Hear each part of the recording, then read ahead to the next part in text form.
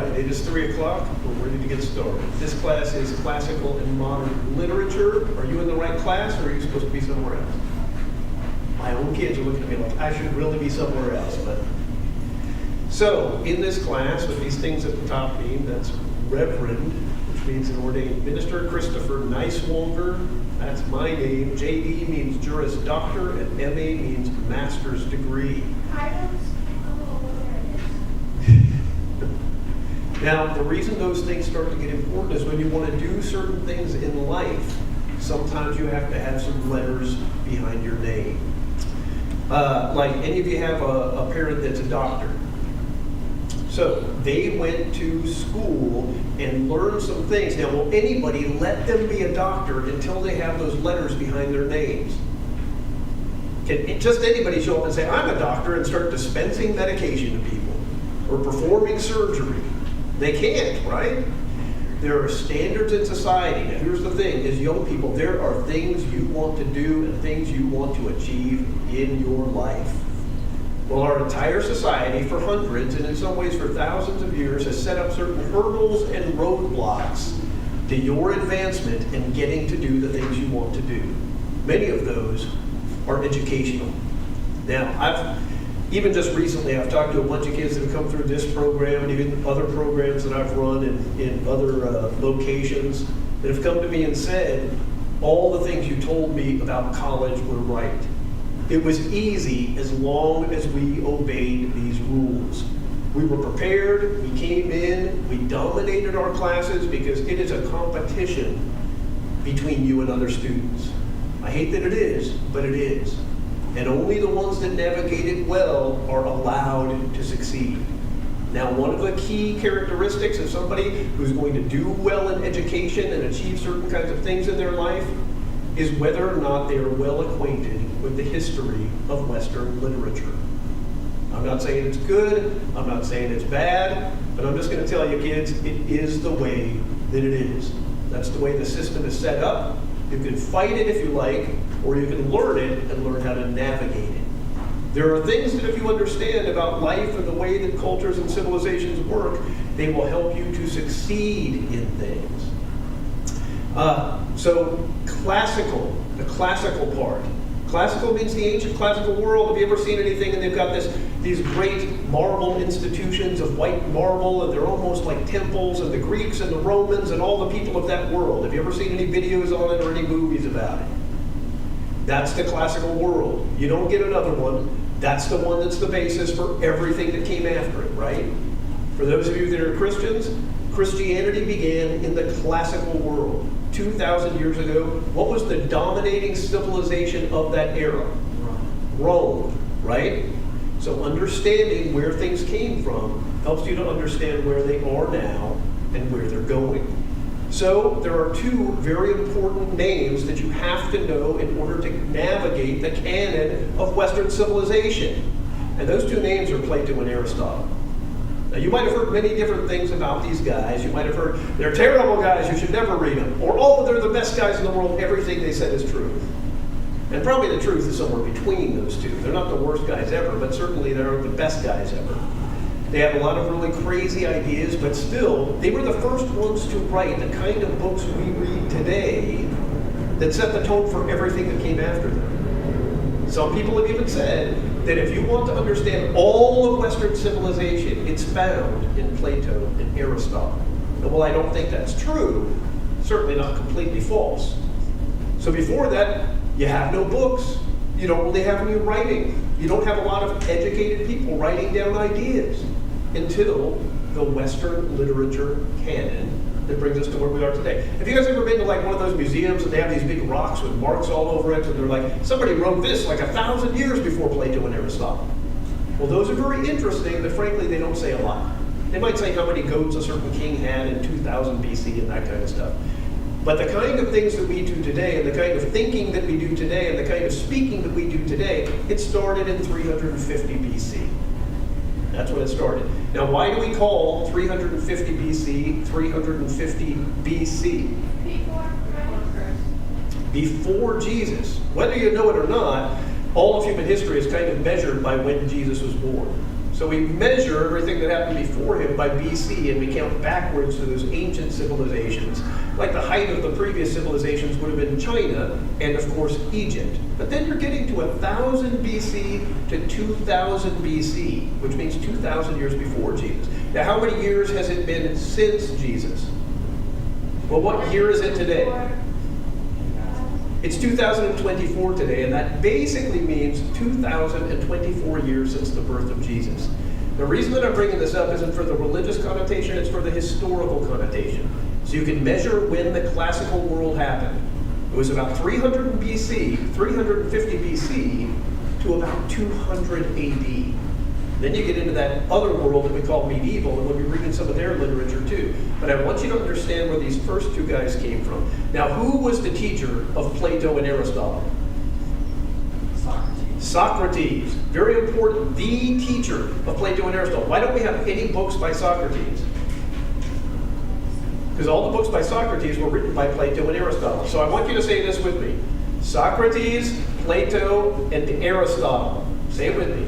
Socrates, Plato, and Aristotle. Again, Socrates, Plato, and Aristotle. The reason we have to do it that way is you have to remember them in order. You can't just remember some old dead guys from ancient Greece. You have to remember them in order because it matters, right? The most famous story about Socrates is that he was accused of corrupting the young by teaching them philosophy. So they made him drink poison, and he drank it willingly as a contribution to the society. Now you might think, wow, that's a weird story. All the old Greek stories are weird, okay? So this is no exception. But it's a famous story, so it's one for you to know a little bit about. Then comes Plato, who's really the father of all modern science and all philosophy. Then comes Aristotle, who applied the ideas of who? Socrates and Plato. And Aristotle is mainly famous, and we still have their canon because of this. He had one student. He wrote a lot of important books. It was not Julius Caesar. His student, the king of Philippi and the Macedonian Empire, hired Aristotle to tutor his son. And he taught his son interesting things that have still come into Western civilization. Here's one of the things he taught his son. He taught his son that most people are only good for labor. And so they should be owned by other people. And then there are some other people that are really smart, and they should write books. And then there are some people that are born to rule them all. And the man that he trained from the time he was a young boy was Alexander the Great. And what did Alexander the Great do when he came of age at 30 years old? He conquered the entire known world with these ideas that came from Plato and Aristotle. So here's why I'm telling you this.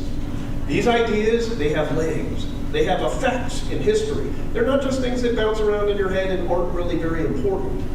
Entire civilizations and history is guided by ideas, and these are some of the people that came up with the ideas. So as we go through this, here's the purpose of the class. To bring the student into a culturally conversant understanding of the Western literary tradition from the classical to the contemporary era. The student will interact with the great texts of the Western canon while thinking deeply about their meaning and influence on the world. So here's the difference, right? You all know how to read, right? When I say write, I mean write, not write, right? Reading is one level of thing where you understand what the words say. In a class like this, you have to not just read, but you have to read with intention and judgment. What will be taught in a lot of the schools that you'll attend is, I want you to read things, but I want you to make no judgment as to the value or meaning or moral nature of it. That's not the way people should read. You can always make a morally vested judgment about anything you read, and you must. You shall, right? So you also want to think about what you're reading in a class like this. Think about if you agree with it or not. If you think they were good guys or bad guys. If the things they thought were good or if the things they thought were bad, and what happened as a consequence of it. To understand is different than to read or to think. When you understand, that means you think you're getting to, what's the word? Truth. Real truth, right? And real truth is harder to get to than you might think it is. Real truth comes through labor.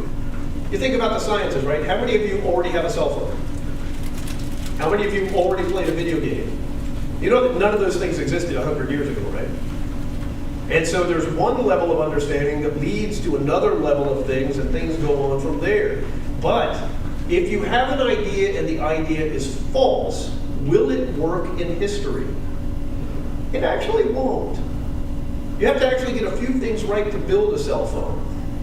Like there's this one comedian that brought this up, but I agree with it completely. I know so many things that people from 150 years ago don't know, right? So if I went back 150 years in time and I got there, I'd be like, someday we're going to have cell phones and satellites and spaceships and stuff. And they'll be like, wow, that's awesome. How do those things work? And I'll be like, I have no idea.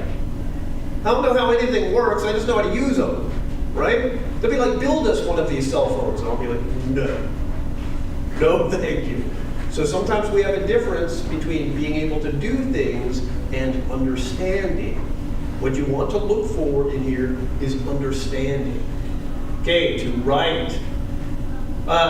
You write all the time, right? Everybody has to write. Here, you're writing for depth and meaning and to be able to communicate yourself on a little bit of a heavier level than you've had to before. How many of you have done a big book report or something like that, right? And it's on the beetle and why it has a great set of 6 legs or whatever. Yeah, it's 6, right? But here you're going to have to think deeply and make judgments. It's the nature of the class. Now, you will never be graded down for having a judgment I disagree with, right? But you must form your own judgment to understand the Western literary canon, because that's what it's all about. And to argue. How many of you are allowed to argue at home? The whole room is split now. I don't mean argue as in fight, or be bratty, or be bad. I don't mean that kind of argue. When we start to talk about literature and learning and education, to argue is good. Yes? Is this in speech class the same one? This goes into the speech class, being able to argue. The next class is the speech class. Argue means to give a real and developed reason to evidence the opinion that you have. In other words, have you guys ever heard this phrase? Opinions are like noses, everybody has one. It's not as if one is so much better. I think the biggest ones are the best, but that's just my opinion. But to argue means to be able to present your opinion in a way that is persuasive to others and to show you've got a good reason for what you say. Now here's the thing. When you get out there and you get into college or you get into life and you have to argue something to someone, if you have a pretty good reason for why you think it, even if they disagree with you, they will respect your opinion, right? But if you have this opinion and you present it and you have no reason why you believe that, are they going to be called to respect that? So of course, respect comes from arguing from understanding, knowledge, and especially wisdom. Now wisdom is different. Not everybody has wisdom, even if they have understanding and knowledge of specific things. Wisdom is knowing how to do the right thing with the knowledge that you have, which is different than just knowing a lot of stuff, right? In my background in education and in educating lots of kids through the years, I brought a lot of kids to the place where they are devastatingly smart and equipped with tools that can be used as weapons. It's just necessary to educating children in general. But what you're trying to do is educate them in wisdom, understanding so that they can make right and good choices and decisions in life, right? If somebody just has knowledge and understanding but doesn't have any wisdom, they're not going to get far. And yet you want them to argue clearly and reasonably and persuasively. Here's the thing. We are wary of persuasive people. I, myself, am a persuasive person. I try to be very careful with that, but if somebody comes to me and they want to argue with me, I can argue back. Persuasive means the ability to take your point of view and to present it to someone else in the way that that becomes their point of view. Now that's a necessary skill to have. Do you know who has it in spades? Used car salesmen. You're there, you see a used car, it doesn't look that great, but you talk to them for 10 minutes and you want that car so bad, right? You have been persuaded. So you also have to learn to present your views in a way that is not just presenting your view, but hopefully persuasive to other people in accommodating your view, right? That's a skill that must be practiced. Okay, the English language is first literature and communication with the rest of the world. It's just the way it is. Anywhere you go in the world, I've been all over the world, you can always find somebody that speaks English, so you can always find a bathroom. That's the way it works. We did not choose English for this job. It did not apply and we made some kind of decision, right? It didn't go through a committee. It's just the way it is. So this English literary canon is necessary to everyone else in the world understanding where you're coming from. So here's the thing. You can love it, or you can hate it, or whatever, but it is the way that it is. So if you want to get out there into the world and be effective, you have to be in on the game that we call English. Now, how many languages did English come from? Many. It's what some people call a polyglot language, drawn from many places in the world. So it might be mainly Anglo-Saxon and German and Nordic and Swedish, but it's also French and it's Latin and it's Greek and it's from all over. And so that's a part of what makes it so effective, is it really is a concentration of many different languages that happened 500 to 700 years ago. English literature is not reducible to simply knowing English. You guys have already had English classes, right? You kind of have to already know English to take the class. This is really going deeper into why English is what it is. Do you think that English would be what it is today if Shakespeare had written a bunch of silly plays back in the 1500s and 1600s? It would not. I mean, the entire language and culture would be different, and it was changed mainly by poets, not politicians, right? A lot of people don't know that the most powerful woman that ever lived in the world was probably Queen Elizabeth of England, the daughter of Henry VIII. How many of you remember Henry VIII from history class? Well, Henry VIII was the King of England who dominated the early 1500s, and he had several children, but what the thing that he's famous for is he had 6 wives. He went through 6 wives, which is scandalous even in his time, but he's the king. Who's going to tell him not to, right? So he got rid of a bunch of them. He shot one into outer space, and he tripped one into I don't know what happened, but anyway, one of his wives that was never the queen, she ends up being the Queen of England. She's Queen Elizabeth, and she was hated by everybody because she wasn't a normal queen, right? But one of the things she did was open up Europe, and especially England, to the arts, and she was one of the people that paid Shakespeare to write his works. And they even say that sometimes in the middle of the night she would take a couple of guards and sneak out of Buckingham Palace and go down to the Globe Theatre in disguise, and she would watch the plays. Now what you guys would probably do is sneak out in the middle of the night and walk to the living room and watch TV, but they didn't have TV, right? So this was a big deal for them. And so she always said that she was much more effective in becoming the most powerful woman in the world by watching stage plays and poets than she ever was by talking to the politicians, princes, and kings. It's kind of a heavy thing. And the next generation, of course, her cousin King James took the throne, and he brought us what we call the King James Bible, part of which was translated by Shakespeare himself. People don't know that. So, English is yours as much as it is theirs. They did things with it, but it's yours now. You're going to contribute to this ongoing process, whether you like it or not, so you might as well do it well. You make it your own, but not without tradition and understanding what's already been. Every once in a while, somebody wants to come in and change everything, but they don't understand how it got to be the way it is. Sometimes there's a tradition in place that developed for a reason. There's this old saying, right? Never tear down a fence until you know why somebody put it up, right?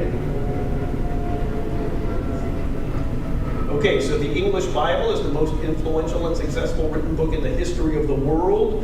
If you don't know the Bible, it's doubtful you could much understand your culture or history. How do you use airplane button? Well, thanks for that, I think.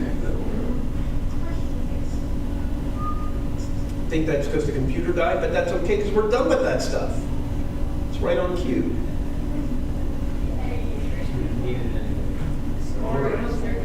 So, have all of you read the Bible? Have all of you read portions of the Bible? The reason you have to read the Bible is you don't want to be the only person you meet that has not read the Bible. Now, reading the Bible and having read it obviously does not mean that you necessarily believe everything in it. That's like a different question. I believe everything in it, but I don't expect everybody I walk into that I meet that has read it believes everything in it. Here's the thing, less and less today have people even read it. But if it is the single most influential book in human history, which no one is arguing that anything else is, right? If you haven't read it, you're not in on this game. You're not in on literature and its influences. And every time you read through the great pieces of literature then and today, and they have references to Adam, and they have references to Noah, and they have references to Moses, you don't know what they're talking about, right? So, from a purely secular perspective, just to be an educated person in this world, you have to have read the Bible. It's all in there. So that's why that's required prerequisite reading. It's not actually part of the class. We're just dealing with these other authors. But you do have to have read it to really navigate this class. You got to know what's in there. And there's a lot in there as the basis of all of contemporary civilization. Okay, so pick out your piece of paper, because we're going to start on Plato today. There's no reason to wait around. Why aren't we reading Socrates first? Trick question. Socrates didn't write anything. But so we started the class. Plato wrote, even the things we have about Socrates were written by Plato. So, born into an aristocratic family in Athens, Plato in 428 to 348 BC, that's 348 years before Jesus was born, was a student of Socrates, who widely recognized as the founder of Western political thought. Nobody disagrees with it. It's just the way it is. This system of government we have, with like a president and a legislature and judiciary and all these different things, they're all in through these works. So the influence it has been vast. Go to the next paragraph. Reflecting this method, Plato wrote dialogues in which Socrates figured as the central speaker, posing questions and providing responses to students, to lead students to greater understanding. So most of their writing was done in dialogues. Now, every time you guys watch a TV show, do you have a favorite TV show? Are there characters, and the characters are talking to each other? That started here. It's all a stage play, all of it. And they thought that was the best way of communicating knowledge. Let's go to the next page, which we will call, for lack of any better, page 2. You see that picture of the allegory of the cave. This is one of the most famous ideas that's ever existed in human history. The following selection from The Republic, Book 6, is taken from Benjamin Jowett's translation. Okay, so we're going to do it in pieces. I'm going to read the first one, and then we're going to go right through the class. If you are not comfortable reading because of the limitations in your reading, because all of you are not as old as other ones of you, right? Just point at the person next to you and they will begin reading. You're not required to read, but it's a dialogue for a reason. And so the way these have always been read is called a method. Now, what's the name of the method? The Socratic method. Have any of you heard of the Socratic method? Well, it's from Socrates, and it just means you're a participant, you're not a mere observer. The idea that I just sit here and talk for the whole time, and you just sit there and, your brother or sister tells you what I said later. That's not the way classes like this go. They're participatory because that's where the learning is at. You must develop an ability, not just a passive ability to receive, but an ability to act. So I'll read the first, and then we'll go to Robert, and then we'll just go all the way down, row by row, and everybody will read it. Now here's the thing. I do not want you to read it like this. And now let me show in a figure how fun. This is a dialogue. I want to see some art. I want to see some drama, right? They're arguing one of the most famous arguments in the history of the world. And this is actually the way Socrates sounds, because I saw the video. And now, let me show in a figure how far our nature is enlightened or unenlightened. Behold, Human beings living in an underground cave which has a mouth open towards the light and reaching all along the cave. Here they have been from their childhood. So he's setting up this artificial environment to talk about an issue, right? So these are these people that have been in a cave since their childhood. They have their legs and necks chained so they cannot move. They can only see before them, being prevented by the chains from turning round their heads. Above and behind them a fire is blazing at a distance, and between the fire and the prisoners there is raised a way. And you will see, if you look, a low wall built along the way, like the screen which the marionette players have in front of them, over which they show the puppets. I see. I want you to read one more, that's too short for you. And you see men passing along the wall, carrying these sort of vessels, and statues, and figures handled with wood and stone and various materials, which appear over the wall.